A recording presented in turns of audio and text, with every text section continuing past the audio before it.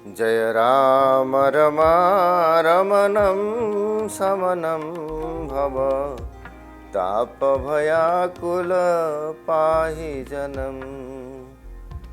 अवधेश सुरेश रमेश विभो शरणागत मागत पाहि प्रभो शरणागत मागत पाहि प्रभो अतुलित बलधामं हेमशैलावदेहं धनुजवनकृशानं ज्ञानिनामग्रगण्यं सकलगुणनिधानं वानराणामधीशं रघुपतिप्रियभक्तं वातजातं नमामि। गुरुर्ब्रह्मा गुरुविष्णु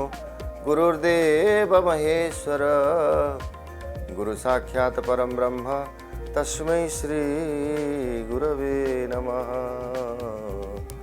तस्मै श्री गुरवे नमः। दिव्य आत्मन आपण मानंकु मोर सप्रेम प्रणाम। आम उत्कलीय परंपरा रे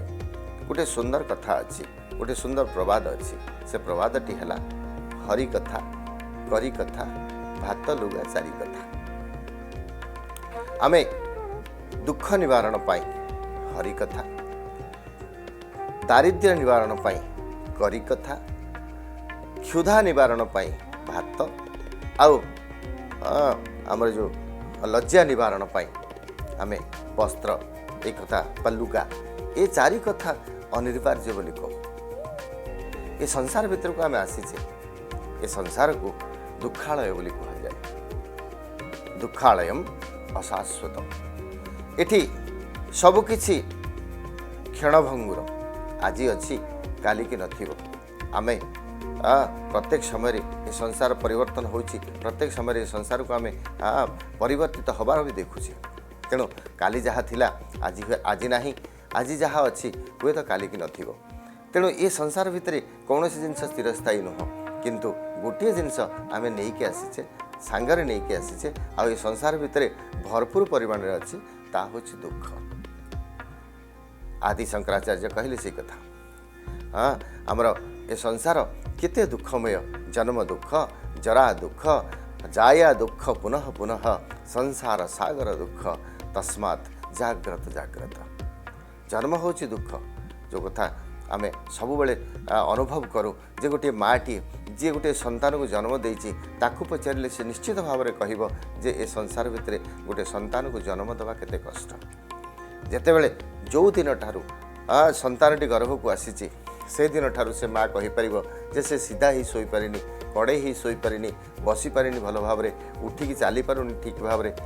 किंतु से संतानटी की जन्म देवा पे से समस्त कष्ट को से हसी हसी स्वीकार करिछि। आउ जन्म देला बेले मध्य जो कष्ट, से कष्ट तो आमे से शास्त्र कहे जे मार गोटे शूलर ऋण आमे केबे भी सुझी परिबा नाही। ए संसार भितर सब किछि सुझी हे जीवो, किंतु मातृ ऋण सुझी हबो नाही। मार से कष्ट को आमे केबे भी लाघव करि परिबा नाही, जो कष्ट पाई कि से हमको जन्म देछि। एक कथा। द्वितीय कथा आसे ता परवर्ती समय संतान लालन पालन, तार स्वास्थ्य, ए समस्त कथा को नहीं। तेणु जन्म दुख, जरा दुख, जरा अर्थात वार्धक्य जितेबाला आसो, जितेबाला आउ गोड़ हाथ चलू नथिबो, जितेबाला आखि की भल भाव देखा जाऊ नथिबो, जितेबाला आउ पाटी रे दांत नथिबो, जितेबाला कौनसी खाद्य खाइले हजम हो नथिबो, जितेबाला उठिबा पई दी जण लोक दरकार होथिबे, जितेबाला सोइबा पई दी जण लोक दरकार होथिबे, से समय कथा टिके चिंता कले से मध्य दुख। तेणु जन्म दुख, जरा दुख, जाया दुख, पुनः पुनः। जाया दुख कथा कहले आपण माने होय तो टिके अलगा कथा चिंता करि पारंती। जाया अर्थात स्त्री, स्त्री को आमे दुख बोली शंकराचार्य एठी अभिहित करचंती। एइथि पे अभिहित करचंती जे स्त्री ही दुख नुहे, किंतु जेतेबेले कोनोसी गोटे व्यक्ति विवाह करे, विवाह करिया पर तार पुणी आवश्यकता बढ़ी जाए। दी जण लोकंकर पेट पोषिबार अच्छी, जोड़े गोड़ थिला चारटा गोड़ है,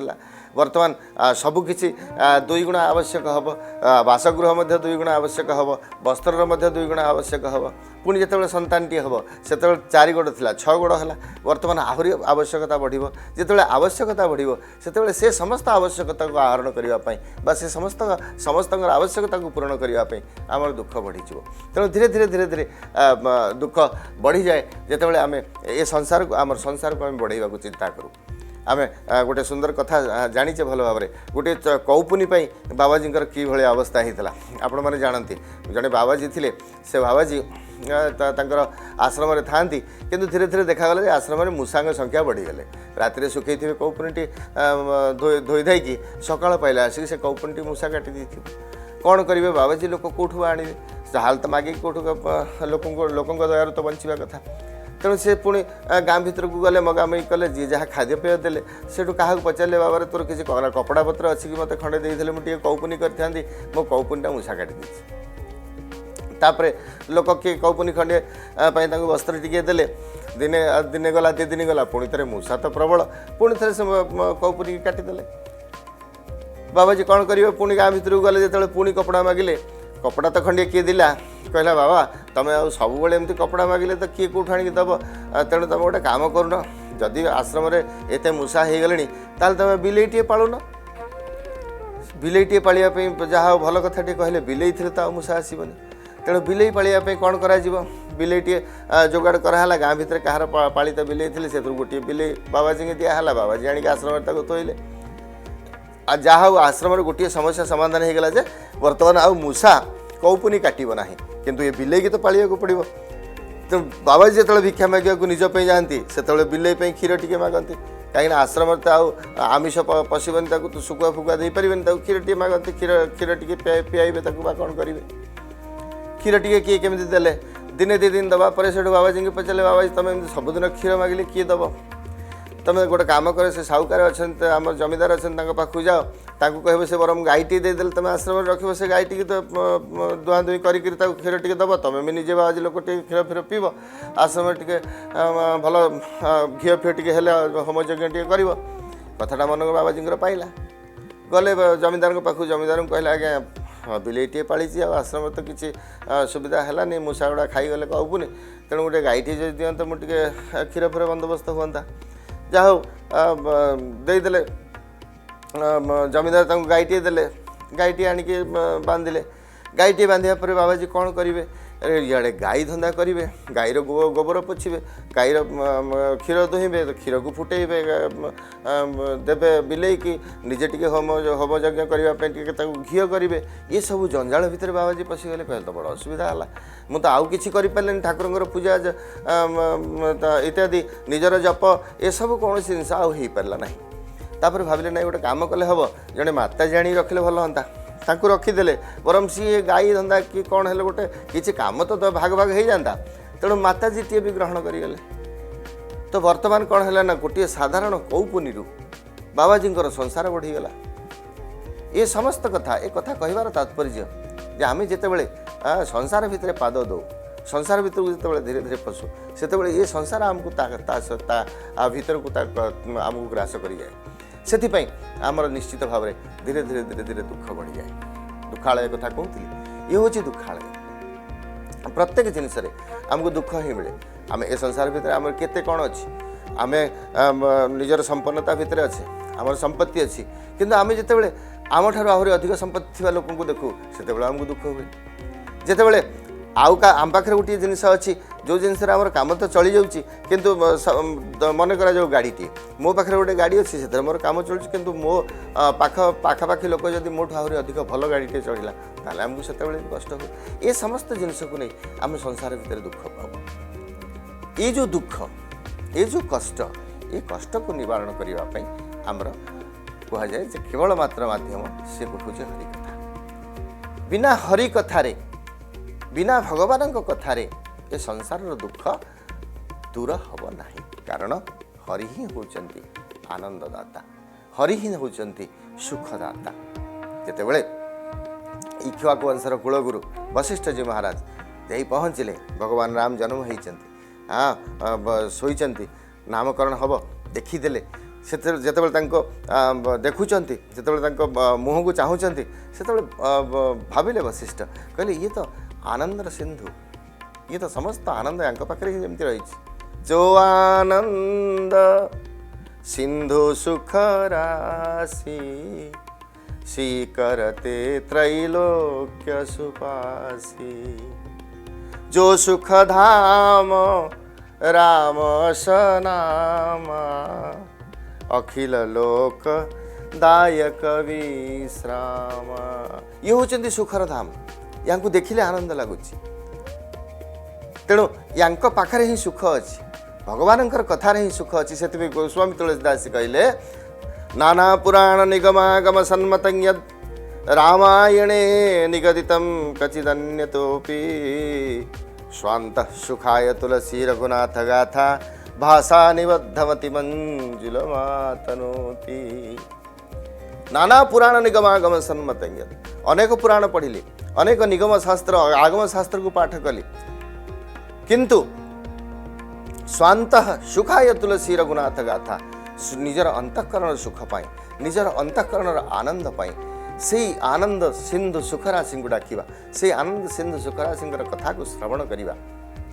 सी हूँ निश्चित भाव में आमर परम ध्येय आम हरिकथा श्रवण कले सुख पाइबा हरिकथा श्रवण कले शांति मिल अन्य कौन सी सुख नहीं शांति नहीं ये कथा आमको शास्त्र बतौर तेबे आम जो कथा आउ टिके पूर्व कथा होते ये तो दुखालय ये समग्र संसार भीतर तो दुख भर्ती ही रही प्रत्येक समय आमको तो जंजाल रही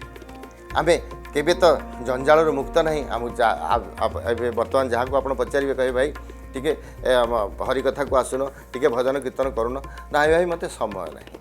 ए समय आमको बहुत अभाव आम तो समय भगवान कथार समय देवाई आमको बहुत कष्ट बर्तमान किंतु एथिपाई समय दबाक पड़े शास्त्र कहे दुख में सुमिरन सब करे सुख में करे ना कोई जो सुख में सुमिरन करे दुख काय को होई समस्ते दुखरे डाकुचंती दुख हेले तो आमको भगवान को डाकिबा ए संसार जेतेबेला हमको पाड़ेइबो ए संसार जेतेबेला हमको पिटिबो सेतेबेला हमको निश्चित भाव में भगवान मने पड़िबे गोटे पंजुरी भितरे गोटे शुआ अछि प्रत्येक समय ताकू ता मालिकाणी बतौची चक्रधर पक्षी जन्मरु पारी कर हे कमला अरबर सी शिखुची से कथा को गाउची किंतु जेतेबेले से पंजुरी मुहरे गोटे बिलेई मुह गलैब सेतेबेले आ चक्रधर मन पड़े सेतेबेले तार जो केरे केरे केरे केरे शब्द बाहर सी तार माने तार जो राबटा से राब बाहर से आम जितेबाला ए संसार भितर अच्छे आमको तो ये संसार आमको से दुखरे बुड़ेक रखी आम भगवान कथा कौ समय केतेबेले करवा आमको समय बिल्कुल ना किंतु ये दुख आमको सेमिति जड़ेक धरी ये दुख आमको सेमिति भिड़िकी धरी आम से दुख भितर छटपट हो तेबे कथा हूँ आप जेकोसी शास्त्र देखो जेकोसी शास्त्र आरंभ देखु से आरंभ से दुख रु ही जितेबले आमर युद्ध क्षेत्र भितर एपटे पांडव माने अछंती सेपटे कौरव माने अछंती तार उभय मझिरे नहीं कि केशव भगवान श्रीकृष्ण रथ को रखीदे एवं अर्जुन बसचंदी रथ उपरे उभय पट को चाहिए से कौन कहले अर्जुन सीदंती मम गात्राणी थरुची देह मुंड आउ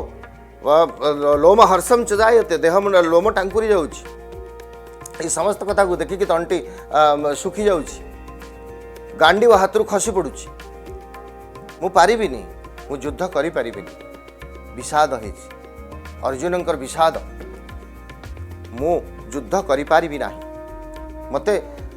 हाँ ये समस्त कथा देखिकी से मो देह मुंड थरुची ये भली एक समय रे भगवान अर्जुन को पाखक डाकिले भगवान श्रीकृष्ण कहले बस को कथा आरंभ कले श्रीमद् भगवत गीता अरे जितेबले लोकटार चेता नहीं जितेबले लोकटा कौन सी जिनस ग्रहण करने संभव नुह ता पाखे ता देहमुंड थरुची तार विषादग्रस्त होगी पड़ी म्रियमाण होगी पड़ी केमिति युद्ध करी केमिति कौन करी ठीक एमती एक समय गीतार कथा एमती एक समय 18टी अध्याय संपूर्ण गीता कहवार तात्पर्य आम ठीक संसार भितर से भाई अच्छे आम समग्र संसार भितर आमर आम तंटी सुखी जाऊँ आमर देह मुंड थरुची दुख को देखीदे आमको आसु भावुचे आम केमी आम सामना करवा किंतु ठीक ये समय आमको शास्त्र कहे तू भगवान शरणापन्न हो जा भगवान पाखे पहुँची जा हरि कथार पहुँची जा तोर समस्त दुख दूर हो तोर समस्त कष्ट दूर हो तू निश्चित भाव में शांति की प्राप्त हो सुख को प्राप्त हो से कही जे जो हरि कथा कहुची ये हूँ दुख निवारण पाई सुख को प्राप्ति पाई कहीं ना हरि कथा भितर भगवान कथा अच्छी भगवान होचंती आनंददाता भगवान होचंती आमर ये समग्र संसार उद्धार करता ये समग्र संसार रे भगवान ही होचंती पालन करता तेणु तांकरी कथा टिके श्रवण कले निश्चित भाव में आम आनंद को प्राप्ति करवा आम निश्चित भाव में सुख को प्राप्ति करवा मु आज मोर वाणी को ये विराम करुच्ची जासु नाम भवेशज हरण घोर त्रयशूल सो कृपालु मोहितो पर सदा रहो अनुकूल। हरि ओम तत्सत ब्रह्मार्पणमस्तु।